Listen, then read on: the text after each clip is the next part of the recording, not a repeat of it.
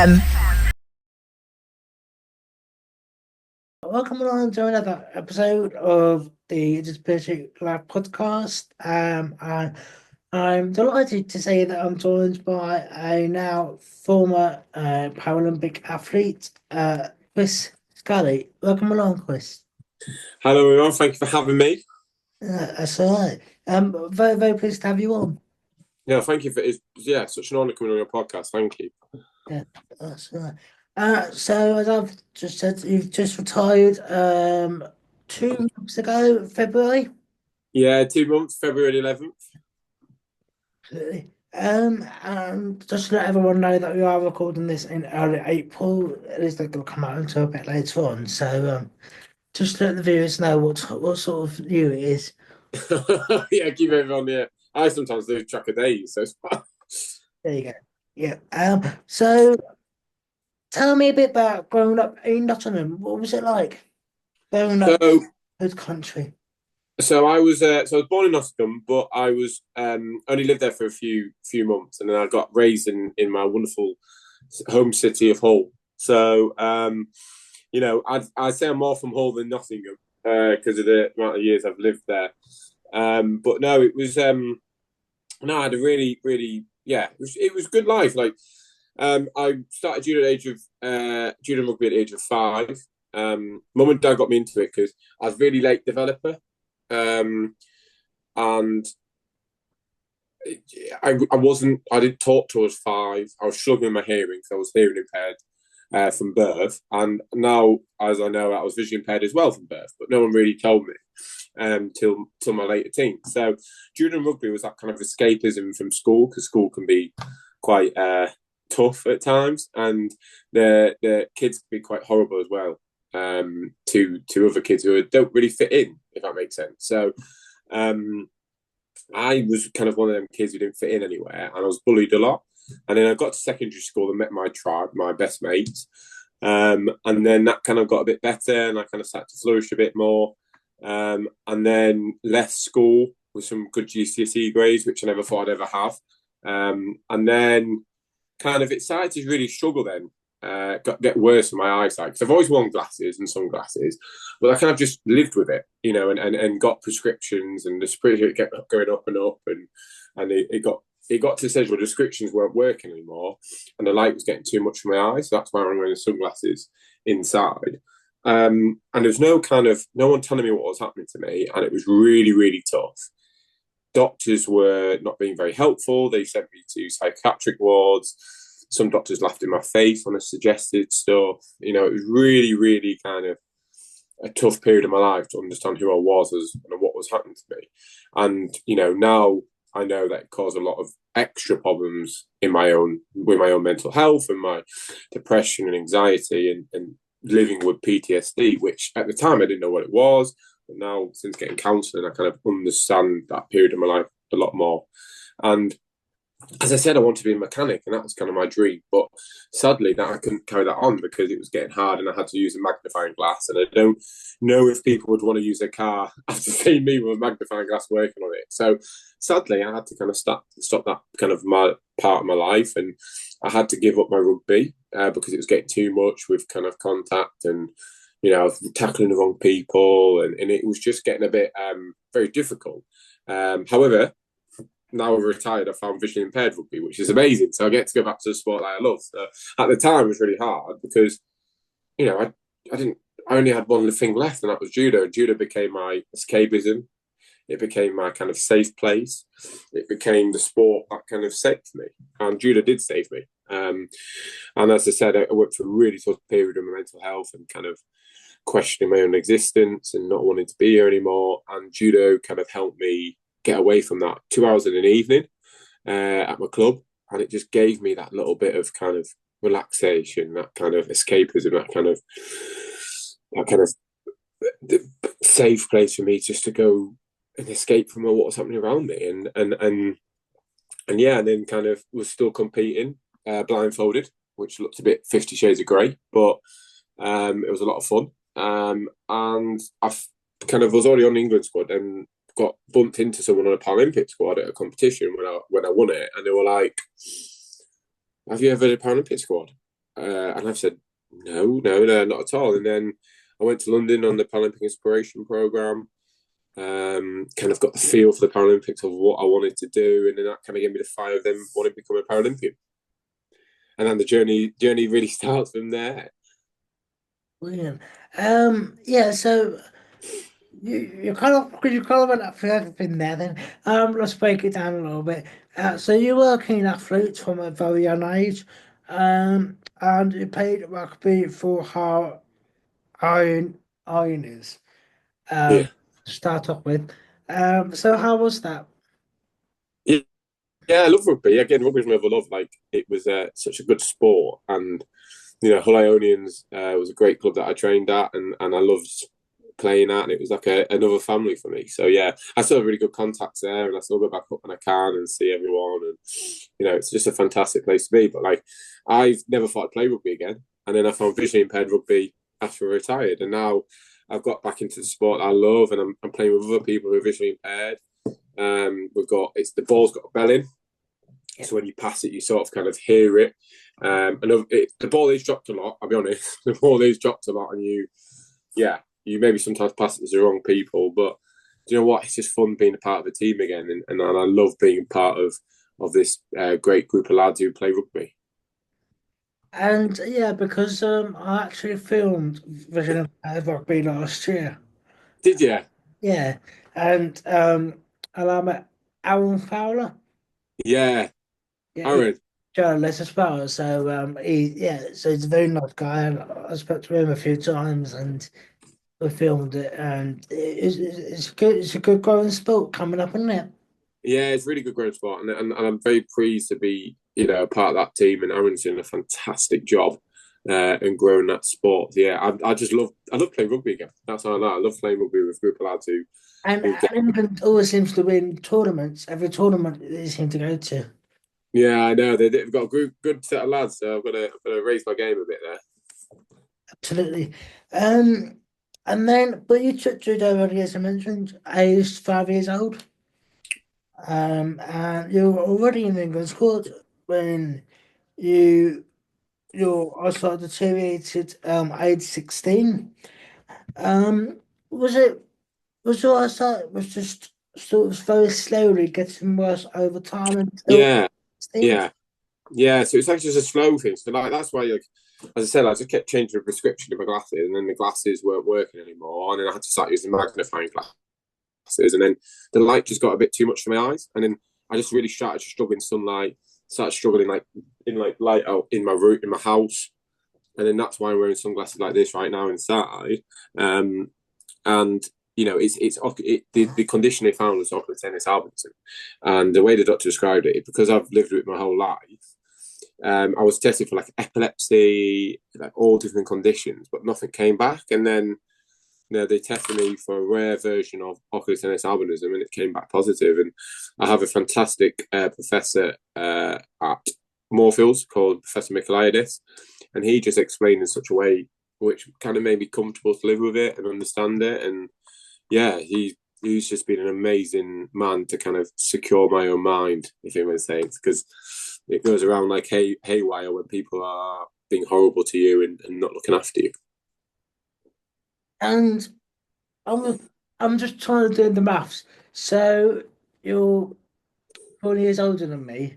So you would have been officially diagnosed, if you like, in the 2000s.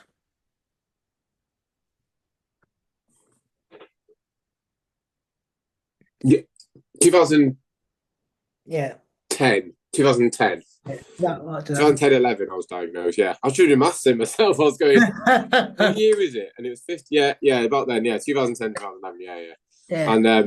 And it was, yeah, it was hard because like to not have anyone kind of understanding what was happening to you and no one to believe you, it was kind of, yeah, it was not an easy part of my own head, and it took a lot out of me. Yeah, but I was just trying to think back as well because obviously you're 31 now at the moment, and I was trying to think because obviously people say back in the day, these days, but it's not really. It's only like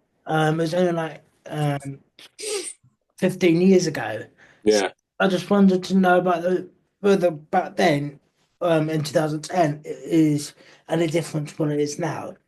If anything's moved forward, technology or people getting diagnosed a lot earlier. Yeah, so with albinism, especially with albinism, back then there was maybe 4, 5 like types of the condition, and then in the last 15 years they found another 8 versions of the same condition. So, and this is the thing with disability, and this is the thing with like certain conditions, they can have so many different versions of it. Like for example, my wife has got spina bifida, so she's in a wheelchair, but other people with spina bifida can walk. You know what I mean? So there's so much variation in the condition, and it's like for my condition, there's someone who's completely white and pink eyes. Mine have got really, really, really light blue eyes, blonde hair. I've got like a ginger beard, but then the rest of my body is white and patchy skin. So kind of the whole conditions can change from condition to condition. And I always get kind of like frustrated with people, especially when you talk to them, is, well, I didn't realize you had a visual impairment, and like because it's invisible disability, it's a disability that you wouldn't see, and there's so many disabilities out there that are not visible to the someone if you walked up to someone, and I think I always get quite on. I want people to stop judging people and understand disabilities. I think I don't know. There's so many people with different types of disabilities. So yeah, I just get kind of, you shouldn't judge them. And there's so many different types of conditions. And the testing has changed a lot. Like the testing's got better. There's more in-depth testing. And yeah, so, and a better understanding from the doctors, especially Professor Michaelidis. Absolutely, totally. And you mentioned a bit about your hearing. Or is that still with you, or is that sort of? Yeah, so we're hearing aids. So the hearing is they call it central auditory processing problem. That's kind of the official title of it. And I've lived with it since I was a kid. I've always struggled with my hearing, especially when I go into noisy places. I can't hear anything. Like literally, if I go into town, Louise has to kind of put her mouth to my ear and kind of speak into my hearing aid. And especially if it's like, if I'm away from her in the house and she's trying to shout at me, I won't hear her. Or if I've got my back to her, I won't hear her that well. But with my hearing aids, it's getting, it's quite good. But, it's just trying to kind of manage where, and I almost have to kind of predict if I can't going to be able to hear her. So I'll maybe move myself so I can. It's called selective hearing, Chris. Yeah. Well, with a wife especially, she's like, I told you, I didn't hear it. I've got hearing aids myself as well. Yeah. Yeah. Oh, well. I did the Phonak one. So I was born with profound hearing loss. Oh, right. Nobody noticed until I was about 2 years old. Yeah. So tears on my life, and everyone thinking I was fine. Yeah, and that's the thing though. Like, so again, like I wasn't diagnosed with my hearing until I was about 5 or 6. So, a lot of my younger years where people thought actually I wasn't speaking well because I wasn't speaking, so I wasn't hearing. So a lot of then it kind of then connect the dots. So yeah, most of my conditions have been diagnosed very late. So yeah, it's constantly learning and adapting, isn't it? Yeah, absolutely. And you touched a bit about the school. So how was it school for you? I mean, did you have the correct word for it? Is it a cane, stick? Did you have any of those? No, so again, because I was diagnosed by late, I kind of just when I kind of bumped into things or tripped over things, people just thought I was clumsy. Like, oh, it's Chris, he's clumsy, etc., etc. Not knowing that actually I was just not seeing it. So I was just labelled clumsy as a kid, and he just was yeah. And it's kind of hard to then realise, well, actually, I'm trying to explain to someone I couldn't see, and they just thought I was clumsy. It was hard because no one listened to it, and you kind of almost go, "Oh, maybe I'm clumsy," but then realising now that I just wasn't seeing it. And school was hard because on top of many other conditions I've got dyslexia as well. So yeah, I like to have a lots of whole range. Yeah, I'm selfish. People look at my wife and see her in a wheelchair and she thinks she's a complicated one, but then she goes, "Little do you know my husband." So. I was diagnosed with dyslexia again very late in like towards the back end of my secondary school. So kind of then that explained a lot when I was struggling with my reading and my writing, things wasn't sticking. Kind of when people were telling things, it was taking me ages to learn it. And then obviously with dyslexia, it does affect your learning a lot. So I had to give up my language lessons to do extra sessions with my English and my dyslexia. So it is tough and it is hard, but again, it's just learning who you are and learning to live with it and learning to kind of adapt to the situation. And you were already saying that, GCSE. So what sort of GCSEs did you have? So I got like C's and C's. So I was predicted like E's, F's, U's, and then I came away with like 15 C's, a B, and a D. So, to come away with that amount of GCSEs, I was really happy about and very excited. So yeah, I was very happy with the hard work I put in. It took a lot of cards and a lot of reading, like trying to remember things. So yeah, I managed to do it in the end. Yeah, you did well. And then you decided not to do college slash sixth form, whatever the wording is nowadays. But you went straight into um working at a local garage. Yeah, I loved it. Because so many people learn differently, and I just learn. I'm not a book learner. I don't learn out of a book. I learn to get hands on. And then I went to college I got my mechanics, so I learned to be a mechanic. But then throughout that, I was struggling with my eyesight as we got worse, started to kind of get a lot worse. And it came to the stage where I wasn't allowed to work in a garage anymore, and that was kind of heartbreaking because I love working on cars, and I still occasionally now maybe if someone has a problem, like, what is it? Try and diagnose it in my own head and try and see if I still understand cars. But cars are changing constantly now, so I'm way out the loop. But like it was something I love. I love being hands-on. I love working hands-on. I love outside work. I don't like sitting in front of a computer and typing and all that. So yeah, it's that's why I think I fell in love with mechanics, because I love like trying to fix things, and I think that's kind of who I am as a person. So yeah, it was something I really loved, but I had to give up. So, it is difficult, but then now I do other stuff and try and help people with their disability. So yeah, it's come full circle. Yeah, so it has.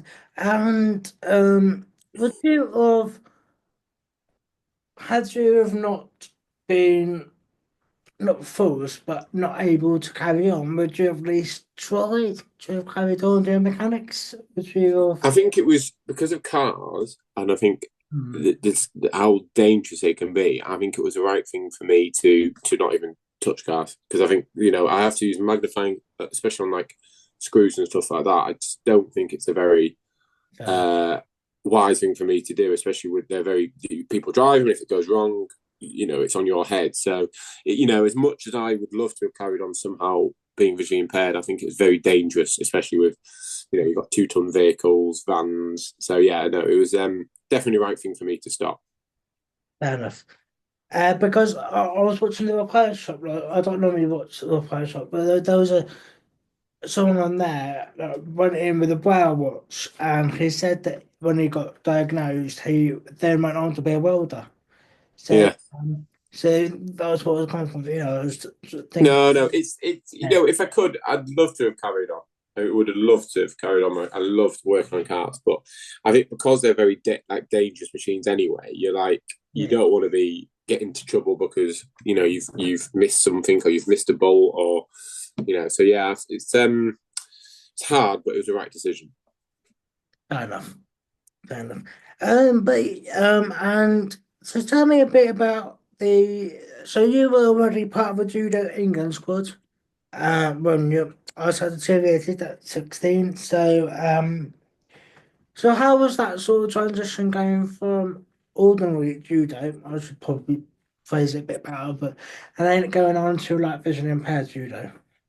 So yeah, to be fair, Olympic judo and Paralympic judo are not that different. The only difference is you start on the grip, so you start gripped up. And when you get to the edge of the mat, the referee will shout "Jogai."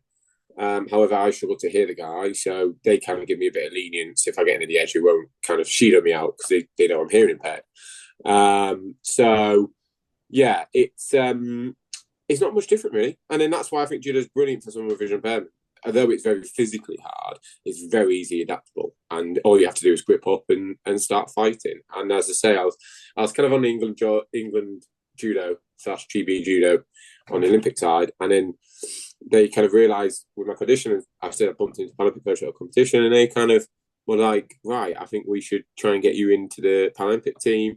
Got me classified. I went to the Paralympic Inspiration Program in London, which got me to go around London Games, which is amazing. And then, yeah, kind of never really looked back after that. And it was just such a, an amazing experience going to the games in London. And then also I got kind of given an option of living in Warsaw to train at the National Training Centre. And I kind of snapped the hand off because I didn't have anything else going. I wanted to travel the world. And kind of being able to do that was, it was because I never went to university, but that kind of gave me that university lifestyle. And I loved it. I absolutely loved it. And I enjoyed training at centre. I love living in halls with my mates, playing the floor's lava and playing nights where you used to put a bin on your head and like some weird stuff went on in that corridor. And you used to play Nerf wars in between the rooms, and because all the lads are just like trying to keep themselves entertained, it becomes quite violent. So yeah, it was a lot of just fun activities that you got to be able to do and live like a uni student, which was really cool. Very interesting. Yeah. I know, there's a lot to unpick there. Yeah. I mean, if this was a long podcast, I would probably get those stories out of you. But so yeah. Yeah, there was, well, to quick give one example. We were bored one night, so what we did, I don't know why we did, but we became knights. We put a bin on our head, we had a pan, we had like them pushy chairs, and what we did, so whoever won playing, they'd be on the back and they'd shove them, and you just go like into each other. And then we got found out by the coaches and get towed off because we could have got injured. And then I think we broke the roof, I think. So that game was immediately pied because we were going to get like lots of bills for rooms. That's a bit bonkers. Yeah, I know. It's fun though. As men would do. Were you the one sitting down or were you the one pushing? I was both. Right. Yeah. Especially it was against my best mate. I'd really go hard after him because I'd like, it was fun. You definitely don't know your own strength, do you? No, sometimes you don't know. Sometimes you don't know your own strength till you've gone and done something. Yeah. Yeah. So, but you were under the 100 kilogram category. That's what you started off with. Let's say. And I've written down some of your achievements. I'll just reel them off for minutes. So, you started off between 2010 and 13. You had 3 bronze in the under 20 category.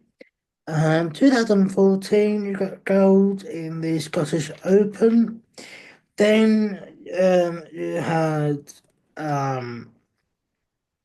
silver. And then you got the Euro Championships in 2015, bronze. So how are those sort of 4-year periods? Let's start off with those first. So you did pretty well considering you're like under 20 by that point. Yeah, so like and them sort of events really kind of good development events for me to kind of when I wanted to go into the Paralympics, because especially judo in Britain is not that big, so we have to go into cited events to kind of get competition time. And we were doing just national cited events and I was doing pretty well. I've got 2 national medals in cited events, which is it's senior, which is brilliant, and it's very difficult because you're fighting off the grip, and it's definitely not an easy event to do, but again it's good development, and you just use them events to kind of really practice on stuff. And some events you'll have to grip up, some events they won't let you grip up, so it does really go event by event. But again, we just use it competition time, practice preparing for our competition and just enjoy ourselves, because that's what we try to remember, that judo is enjoyment. And I think, when you get to a certain level, you seem to forget that. And you need to remind yourself of that. And that's what them events are there for us, especially. And yeah, just found it going up to about, 2015, where I had one of my, at the time, was one of my most successful years, which was getting my bronze at my first World Games, and then bronze at my European Championships, which was amazing. But the bronze at the World Championships in 2015 was amazing because 6 weeks prior, I dislocated my hip, and had to come back from that to get myself even on the mat in 6 weeks. It was a massive success. And because I had a second operation after 3 weeks to kind of go in and clear it out. So really only had 21 days to be able to kind of go and walk on my leg again and even go and compete. So it's never been done before, never been done since, because I think no one's stupid enough to try and do it. But yeah, kind of, if I didn't do that, I wouldn't have qualified for Rio 2016, which was my first games, which, I wouldn't have qualified for if I didn't do that. So yeah, the risk reward was very high. So I'd rather take that risk to call myself a Paralympian. And then one thing that I wanted to ask you about was, do you tend to have your hearing aids still put in when you're competing in order to take them out? Oh, take them out. So you're not allowed to have them in when you fight. So you give them to your coach. That's a good thing, Chris. That's a good thing. I know. It's a very good thing because these are very expensive hearing aids. So I didn't want to break them. So no, I just take them out, give them to my coach, and then he just kind of tries to communicate with me. And yeah, because I used to kind of try and hear him somehow. But yeah, it is difficult, especially in a noisy environment. It's very difficult, but we manage it, and he could sort of get things across to me. But again, we just made sure I knew all the game plans and what to do, and I become very self-sufficient with him just needing to shout when he needs to. So yeah, we have a good relationship. Yeah, and judo is just basically grabbing and trying to pull them to the ground, isn't it, really? Well, basically, yeah, it's very simple. Just two men running around in PJs, really. If you really, and dressing gowns, like my wife says. So, yeah, it's a very simple sport, but it's a very brutal sport at the same time, and I love doing it. And to be able to call myself Paralympian in 2016 was a huge, amazing moment. But sadly, I wasn't good enough to have a medal to my name, which then set off the next part of my journey. The next kind of chapter of my life into Tokyo. Yeah, absolutely, because you went, as I said, you did again, but 2017, you obviously in Warsaw, you mentioned Warsaw a bit earlier on. They hosted the Euro Championships, and you got gold in that. Yeah. And then in 2018, you got the gold in the World Championships. 2019, you had in Trevino in Italy, and you got that was the Euros, and you got bronze. So going up towards COVID, you had a pretty good run. Yeah, and I became world number one as well, which was incredible. Like, you hear all these amazing stories about Cameroon, and I became world number one, and it was an incredible feeling. And I started to kind of make real big headway into the category, as well as just kind of, I was doing another sport, Brazilian Jiu-Jitsu alongside judo, which helped me with my judo because they're very similar in the way you do it. So that kind of helped me progress. And I had to really look at myself in the mirror to understand why I wasn't performing and why I needed to become a better athlete. And then I say COVID then came along and ruined everything. I said everything back a year, which, when we first got the news of the games being postponed, we were quite upset because we felt like we were ready. But what it gave me was another year to get better. It gave me a bit of time to heal up the wounds and the kind of body that was kind of, hanging in there in the cycle.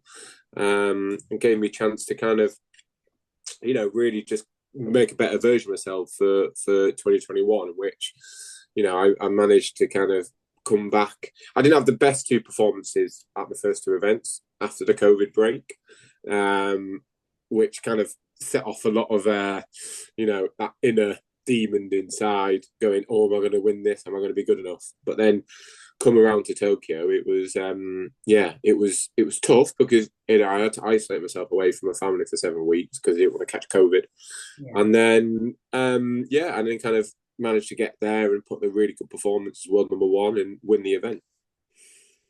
So yeah. Yes. Yeah, so it didn't really matter about your performances after COVID because you got gold in Tokyo, so all that ends well, right?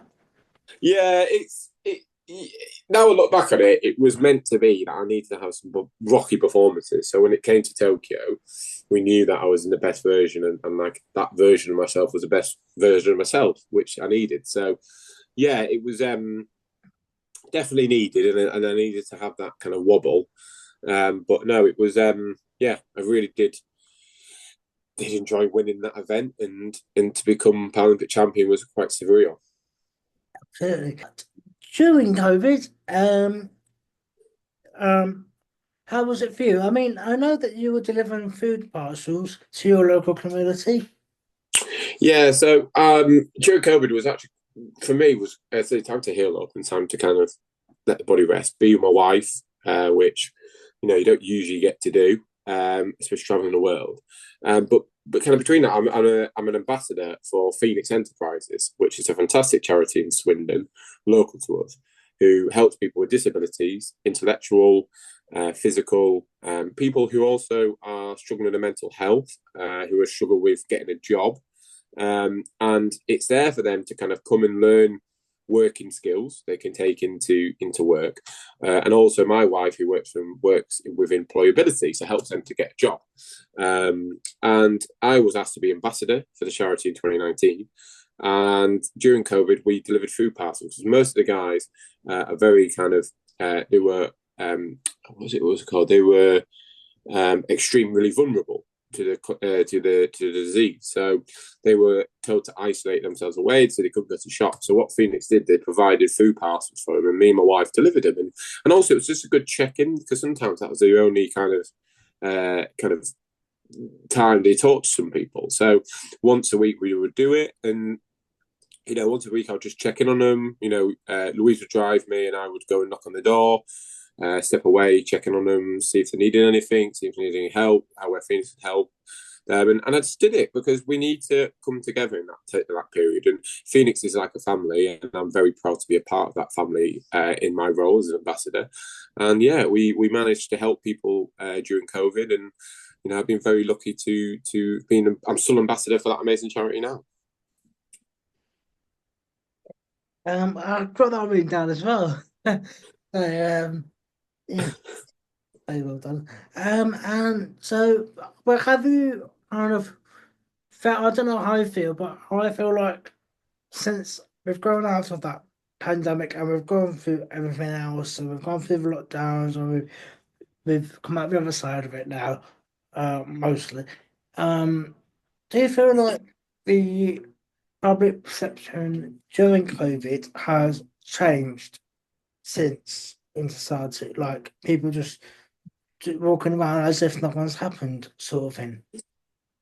Yeah, so it's obviously, I think especially with kind of how quick the pandemic came. I think, me and my wife were told specifically to isolate and to keep yourself away from people. So that kind of, that kind of made me want to isolate and stay away because I think it's such a dangerous condition that a lot of people are dying and everything like that. And however, what I think it showed that when the world come together and work as a team, which we did, they found a solution very quickly, which was the vaccine.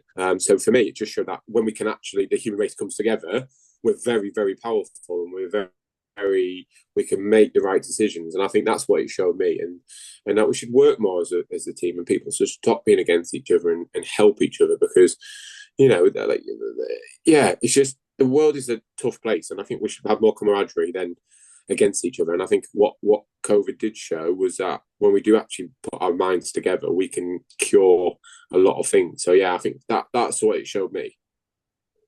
So at the back of Tokyo, I mean, how was Tokyo with no crowds? That must have been a bit easier for you, no more. Yeah, it was still, mate. I said before, like Tokyo was amazing. Tokyo was incredible. Despite what happened, I think the Japanese Paralympic Committee put on an amazing event, and they made. I don't think anyone else could do it, but the Japanese Paralympic Committee, because they made it so. It still they felt like at games, although it was no crowds. You still had teammates there. You still had your core team there, and it was just an amazing feeling to come off the mat and hug everyone, and to have that gold medal around your neck, and then coming back was.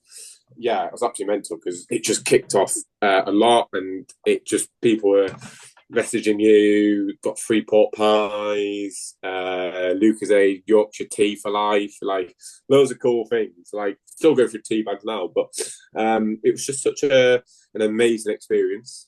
And even though there was no crowd, it still was just the volunteers made amazing as well, and that's why I feel like it was just such an incredible game. But then that spurred me on to go to Paris, because then I knew hopefully I could have my family there and win my next medal, and have my family there to go and hug them and have an amazing time. But yeah, and then actually between all that, I got awarded an MBE, which was an incredible feeling to be awarded an MBE, especially because doing something which I loved, they gave me for services to judo, and I just said to my wife, I feel a bit like a fraud because I just do it for fun, and they're giving me they're giving me an MBE for it, and my wife kind of helped me understand it and explain to me, you get it for your services to judo. So yeah, I was just very lucky to have it, and yeah, an incredible feeling.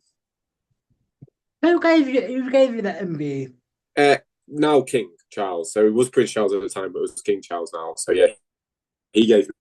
It was actually where I actually stood the same height as King Charles, and he stood on about like that much of a box. It was funny. So yeah, I think my wife says, "I didn't realize how tall you were." I saw King Charles. I know. So yeah, it was a lovely event.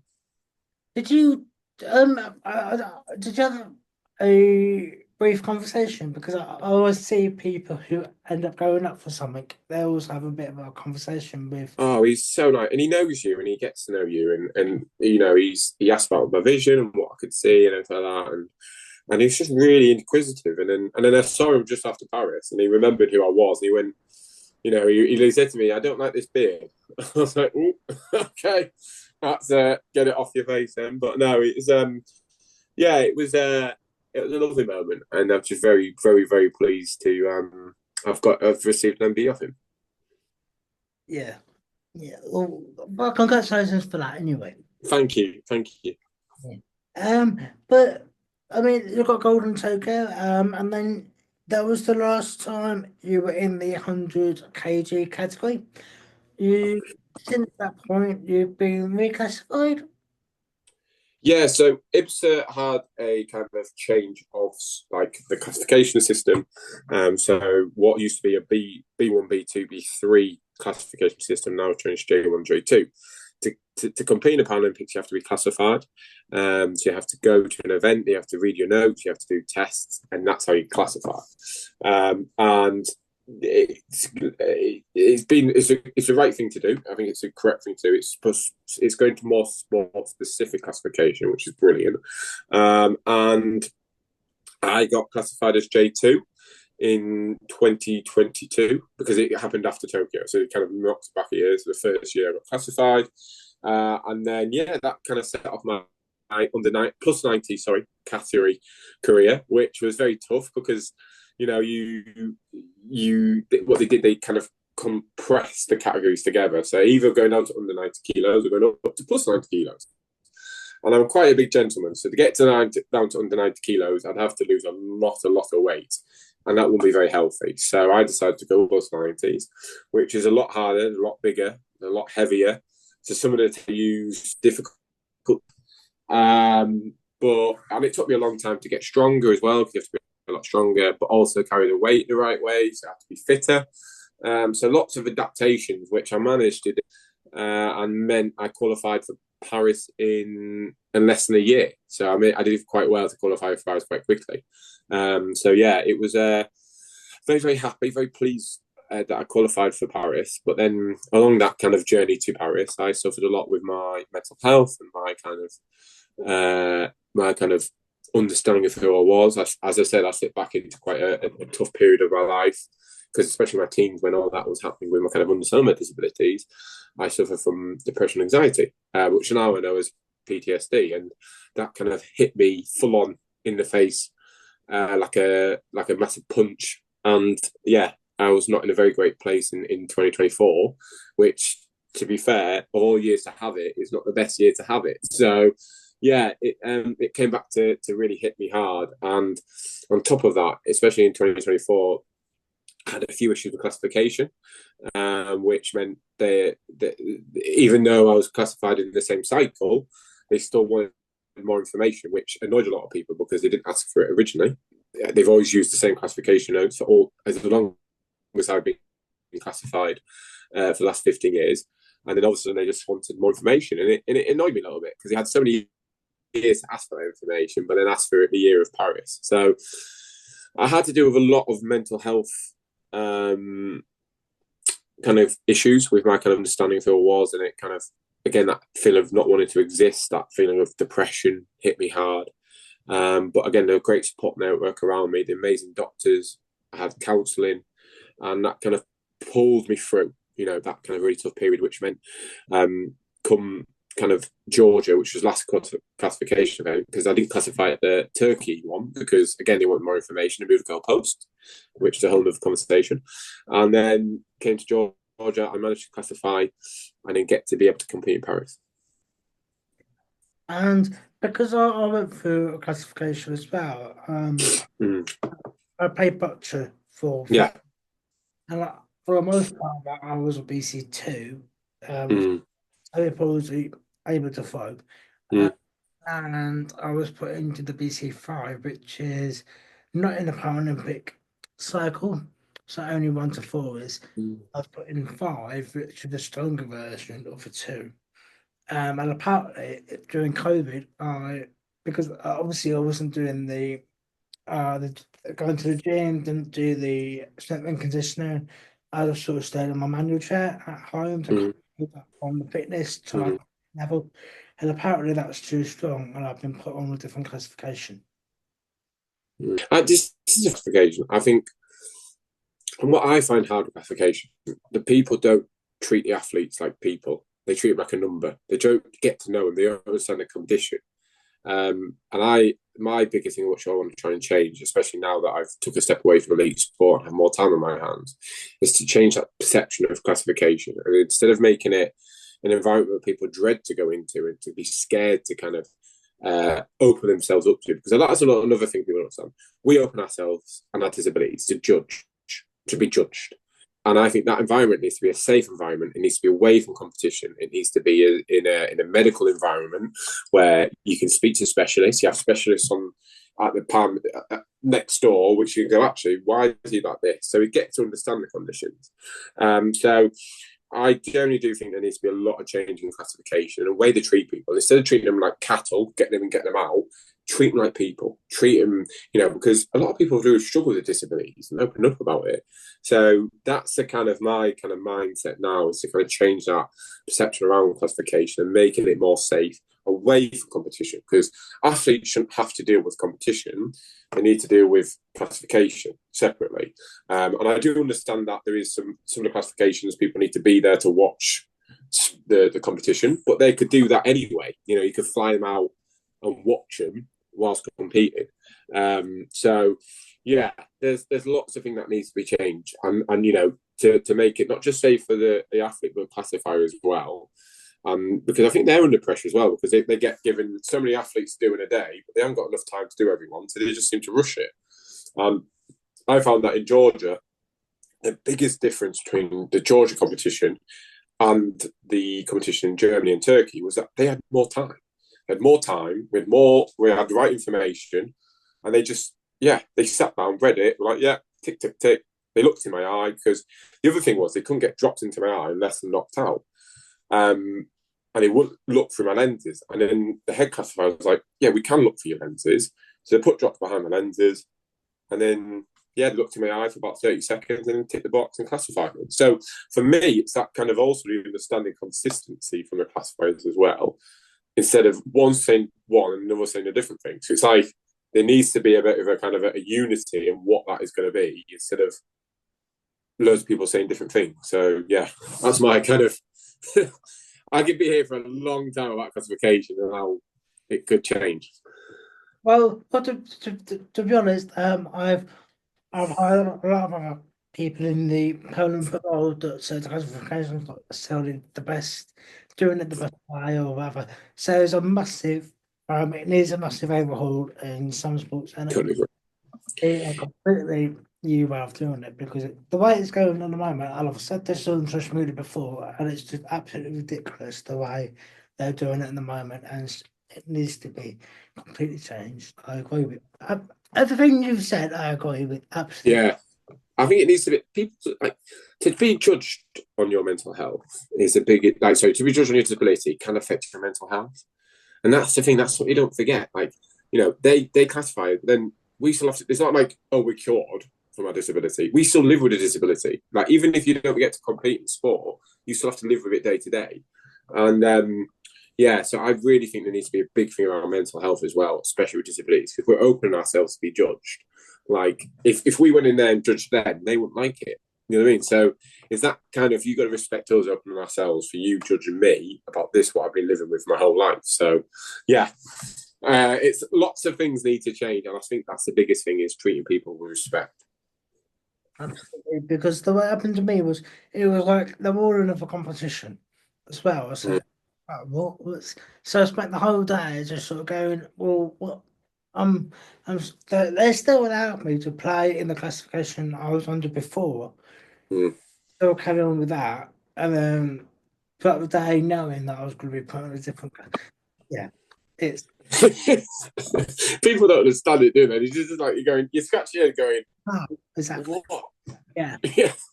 But I've retired since then as well, so I'm happy with You're that. doing very well though, Pete. Remember that you're doing very well. Like there's such a bigger world outside of sport, and that's the kind of, you know, sport's actually quite a small world, and you go out and you go, actually, yeah. So it's a big transition. I think you're doing amazing. Yeah. Well, thank you, and yourself as well, Chris. Oh, thank you, thank you, thank you. But yeah, so moving on from that, so your first 90 kg performance was in Rotterdam in 2023, the European Power Championships. I believe, was that your first power European Paralympic Championships? No, so that was the first event they ran it like that. I've been European medalist before, but the way they ran the event was like a small Paralympics, like a small Paralympics, but for European. I don't know what they kind of called it, an event, but it was like a small Paralympics, but for Europeans. And that was the first one in that event, yeah. And it was very, very cool to be European bronze medalist, European silver medalist at that event. And yeah, it was. I wish it was gold, but you know, you live in there and you move on from that event. And sadly, I actually never became a world medalist at that weight category. And I was very close several times to becoming a world medalist at that event. But you know, I came away with a Paralympic bronze medal at that weight. So I'd rather take that than a world. So yeah, them events, I say, are events are a learning curve, and that was a learning event. All them events were learning events up to the Paralympics in 2024, which again, I said, I had a big battle anyway, because the person I had to beat, the hardest person I had to face, was myself, because you know, I know what I'm thinking, I know what I'm feeling, so you know, I had to beat that little demon inside my own head. But to be able to represent my country for the third time at the Paralympics was a huge honour. And to come away with a bronze medal was, yeah, it's, again, I say to people, that bronze medal means 10 times more than that gold medal because of what I had to do to get there. So yeah, Absolutely, and especially you were just explaining the knee you had. I think to get a bronze is a very big achievement after everything thank else. you. Yeah, thank you. Yeah, it was hard. I'll be honest, it kind of did me in there. I mean, that's why it made me take a step away and retire. So yeah. Well, actually, that was going to be my next question. Why did you retire? Well, I answered it. No. I've been looking at my notes. Yeah, I mean, sorry, I've ruined all your notes. No, so that is one of the reasons. I think several reasons was what happened to me and the stress it put on my. Because what people don't see is the stress it puts on my wife and my mum and my dad and my family and my friends, because they see this version of myself which is not me, and that's not very nice to show people. Because it does break you. You know, it really does break you mentally. Also, that I was living away from my wife, so I had to live in part of the week in Warsaw. Weekends come home, but then time you get home is late on a Friday night, and you have to go Sunday night again. So really, you get less than 48 hours a week at home. And also, athletes get in this kind of, especially elite athletes, get in this kind of treadmill effect where they're just trying to keep going and trying to get to the next Paralympics or next Olympics. And you know, the bravest ones, the ones who go, actually, I want to see what else out there is for me. And I just got to that stage in my life where it's like, I love judo. I kind of fallen out of love with the competition side, so I wanted to go and fall back in love with the side that I did originally as a kid, and that's what I'm doing right now. And also, I just wanted to try and see what else out there for me to help people. I think that's the biggest thing I want to say is that now I want to be that person to go and put my hand on that little 17-year-old who doesn't know what's happening to him, who's struggling with mental health, who's struggling with understanding disability. And that's my kind of job now, is to be that person. I've already started doing that through my mentoring. I want to do it through public speaking, change perceptions of people with disabilities.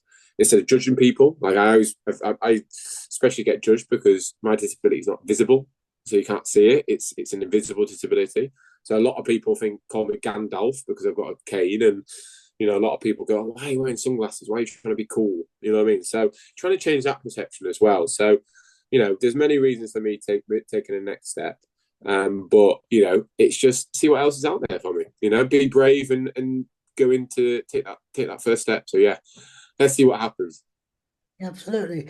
And so you mentioned a bit about your mentoring. You're actually part of the pro athlete program. Yeah, so I do stuff. I've done a lot of true athlete project.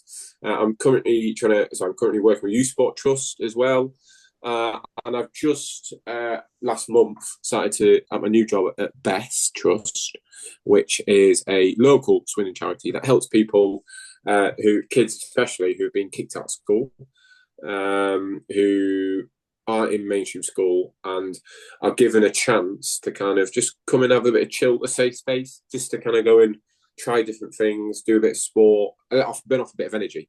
And then, yeah, just trying to help the next generation to be the best version of themselves. And as I said, I think I've said this before, you know, I want some people, especially with disabilities, like, if the people know they've got a disability, people go, oh, she's going to go to the Paralympics. And I don't want that. I don't want people to think if they've got a disability, they're going straight to Paralympics. Their kind of success might be being an IT specialist, might be being a chef, might be being a reporter, a journalist. That's their pinnacle. And I think my other kind of goal is to change people's perceptions on that. Not everything has to be about the Paralympics. Their success could be a journalist. Their success could be, you know, whatever they want to be. And I think that's kind of, yeah, what I want to do through my mentoring as well. Yeah. And the next question is about the future. You've been much explained that already now. Yeah, I just enjoy myself. You know exactly what it's all about, don't you? So I mean, would you be? I mean, I don't know whether you would, but I've seen retired Paralympians end up taking a media career. Is that something that you might want to do? Well, I don't know if it would want me. I don't even want my northern tones, Peter. You know what I mean? But you know, I'd love to. Yeah, I'd love to do stuff like that. I think that's something my next kind of maybe want to go into, sort of the media. But again, I'm just going to kind of see what happens really, and you know, I just think people, yeah, I just see what the next few years hold for me. If I'm honest, I don't know what it will hold for me, and I'm still trying to figure it out. But I think that's the beauty of it. Again, you know, very few people get to reinvent themselves, and I'm getting to reinvent myself. So, yeah. I think it's a bit like Doctor Who, isn't it? You know, when he regenerates, and that's what I'm doing right now, regenerating myself to the next chapter of my life. Yeah. Well, let's just hope we don't split in half. Yeah, yeah. That's going to be a bit of a one to explain to my wife. She could deal with two of me. Well, actually, funny enough, my notebook and the front of it is actually Doctor Who. Oh, brilliant. Wait, season two's back soon, so I'm really looking forward to it.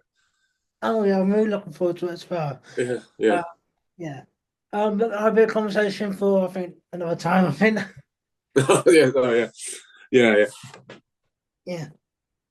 Are you sure we're not related? You know. Yeah, yeah. I don't know, Peter. We might be. We might have a relation somewhere. I might do Who Do You Think You Are? And then I find out that me and you are related. Oh, I know you already.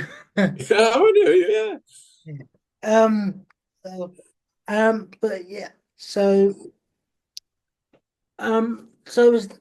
you found your calling at the moment, which is fantastic. And um, we spoke a lot about disabilities, but um, specifically for you, um, what tips or advice would you give to someone that has the same condition as you? I think I think routine. I think find a good routine for yourself. Have know your what works for you and what doesn't. I think really it's about understanding who you are. So I know if I go out, I'll have the three things I have is my cane, my binoculars, and my phone. They're the three things I'll have because I need binoculars to see long distance, a cane if it goes dark and I can't see, or crowded places, and I can just get out and make sure I'm not going to bump into anyone. And obviously I have my phone because that's my biggest kind of usage of seeing where I need to go, using the Trainline app, or understanding that. So I think for anyone who's listening to this is to kind of really find out what works for you and then use it because everyone's individual. I think what works for me might not necessarily work for other people.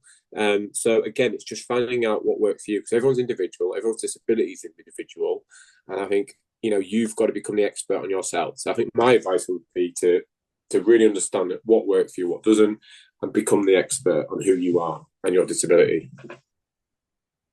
Absolutely agree with you. A couple of questions before we finish off. Yeah. Because I kind of went past it and forgot to come.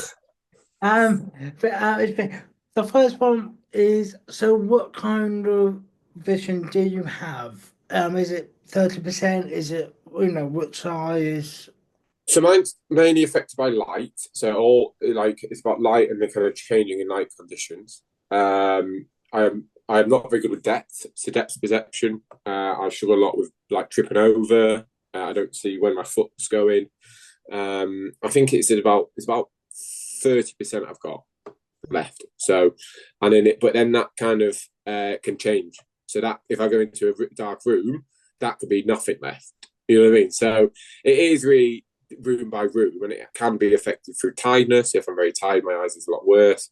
I have to have the sleep to kind of manage my kind of eyes kind of fatigue, and then kind of also understanding from a crowded place, I have to have my stick with me because I'm not good at people moving quick.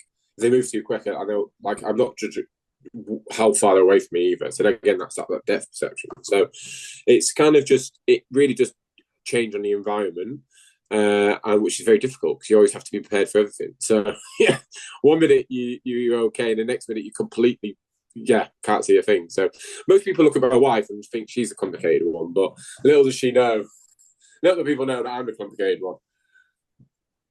Yeah. And is it 30% in both eyes? Yes, yeah. So yeah, 30% in both eyes, and the light effects in both eyes very similar. So yeah, and I have what we call Bell's reflex as well. So if I take these off, my eyes go to the back of my head, which also means I don't dream. So because my eyes go to the back of my head, so there's no kind of dreams that I have. So my wife dreams for me, so she lets me know what she's been dreaming about. Oh, fair enough. And the other question was that um oh yes, do you know Braille? Have you ever read Braille? Do you? No, so I don't really no Braille is not for me because I use my camera to zoom in or all my apps. I kind of use kind of my iPads, my phone as a setup for me. So I don't really use Braille, and most things now are raised anyway. So if you go to the toilet, the men's sign is the symbol in the middle is a raise, so raised up, so you can feel what it is. You just use your hands to feel, and most words now are raised up as well. So so if you got if you go to like a sign saying men's toilet, the men there is raised up, so you can feel what the letters are. So yeah, for me, it's I don't really need to read Braille.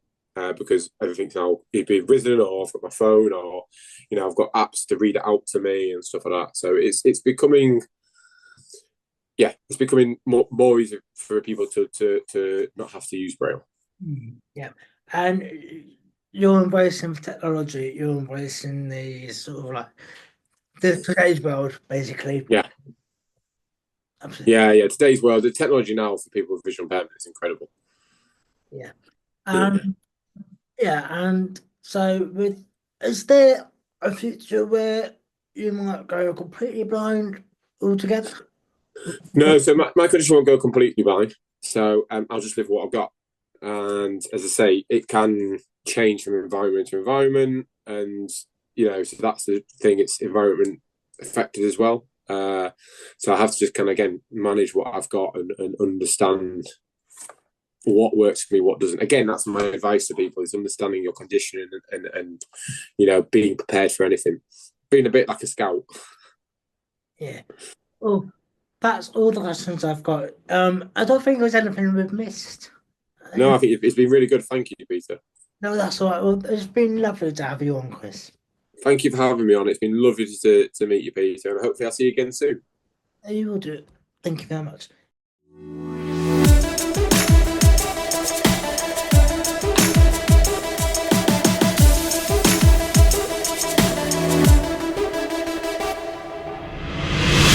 Voice. Let's go. Voice FM.